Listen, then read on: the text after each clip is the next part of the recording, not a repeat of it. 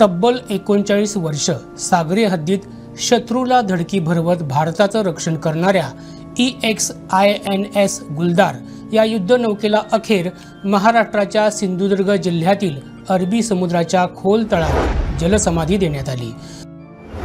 वेंगुर्ले तालुक्यातल्या निवती किनाऱ्यापासून 16 किलोमीटर अंतरावर समुद्राच्या तळाशी 22 मीटर खोल अंतरावर ती स्थिरावली। गोव्याच्या राष्ट्रीय समुद्र विज्ञान संस्थेच्या शास्त्रज्ञांच्या मार्गदर्शनानुसार तिला निवती लाईट हाऊस परिसरात जलसमाधी देण्यात आली आहे। आता या युद्धनौकेला पाहण्यासाठी तुम्हाला पाणबुड्या घेऊन समुद्राच्या तळाला जावं लागणार आहे।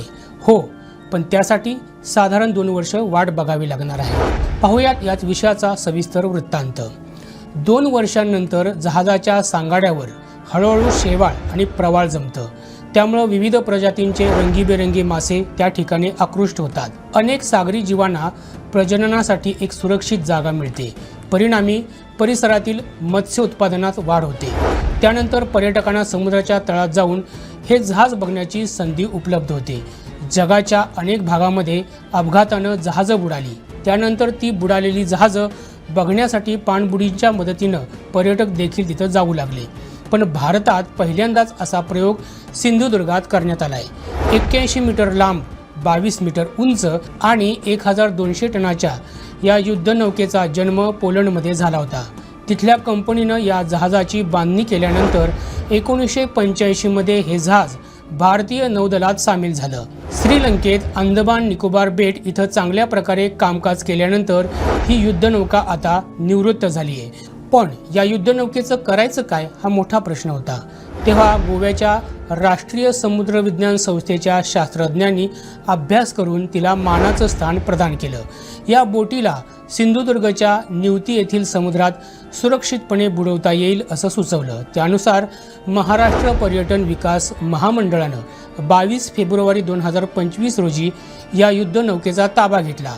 नौदलाच्या कारवार इथल्या तळावरून या नौकेला 16 मार्च 2025 रोजी विजयदुर्ग जेटीवर आणून नांगरण्यात आलं होतं। तिथं या नौकेचं इंजिन पूर्णपणे काढून घेण्यात आलं। त्यानंतर समुद्रात बुडवण्यासाठी एका कंत्राटदाराला साधारण 25 कोटींचं कंत्राट देण्यात आलं होतं। साधारणपणे वर्षभरानंतर म्हणजे 19 मे 2026 रोजी ही नौका विजयदुर्ग बंदरातून टगबोटीच्या साहाय्यानं निवती लाईट हाऊस जवळ आणण्यात आली। त्यानंतर दक्षिण दिशेकडे म्हणजे गोव्याच्या दिशेनं तोंड करून समुद्रतळाशी स्थापित करण्यात आली। आता नौदलाची सेवा बजावून मुक्त झालेली ही युद्धनौका इथं येणाऱ्या पर्यटकांना अंतःअस्थी प्रारंभ याचा प्रत्यय देईल यात शंका नाही। समुद्राच्या तळाशी असणारं हे जहाज पाहण्यासाठी देश विदेशातील स्कुबा डायव्हर्स आणि स्नॉर्कलर्सना आकर्षित करण्याचा प्रयत्न भारतीय पर्यटन विभागाकडून केला जाईल। हा व्हिडिओ जास्तीत जास्त शेअर करा आणि गोव्यासह महाराष्ट्रातील महत्त्वपूर्ण घडामोडी जाणून घेण्यासाठी आमच्या प्रुडंट मराठी यूट्यूब चॅनलला सबस्क्राईब करा।